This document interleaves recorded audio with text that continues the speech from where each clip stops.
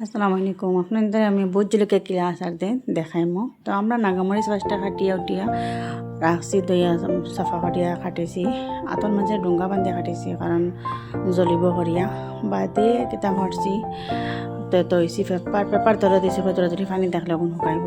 তো রসুন কাটিয়া রাখছি, লগে আদা দিমু আর হৈর দিমু, সাদা হৈর আর লাল হৈরটা, আর তেল দিমু, সিরকা দিমু, লগে নিমখ দিমু, কালা নিমখ দিমু। আর ফাঁসফোড়ন যদি ওগুলো কোনো জিনিস দিতাম না, জাস্ট খালি জিরা অবু দিলে দিতে পারি, আর নাইলে মানে তারা স্মেল যাইব, যে সেন্টটা যাইব গিয়া নাগামরিচের সেন্ট ঠিকটা হইতো না।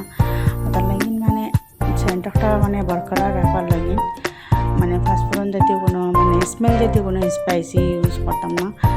আর খালি জাস্ট যে করবো আমি আচার গুণতো হৈর দিমু, কতগুলো রোদিত তোরা রাখবো, রাখিয়ে আনিয়া হৈর দিমু, সিরকা দিমু, আর লাল হৈর, দলা হৈর গুণ, নিমখ, কাঁচামরিচ দুই একটা লগে দিমু, আদা রসুন আর মিঠা তেল গরম করে দিতাম না, ডাইরেক্ট ওলা খাসার মিঠা তেল দিমু।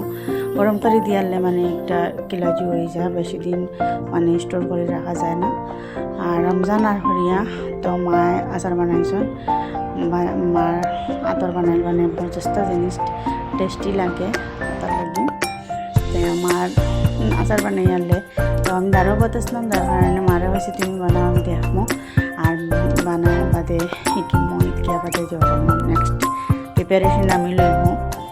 তো দেখতে কালারটা সুন্দর মানে ক্লিয়ার ইয়ে আইছে, আর যেমন রেড যে গ্রিন যে জেলা আছে ওলা কালার হয়ে থাকে, তো ওলা বানাইও ভালো লাগবে খাইতে।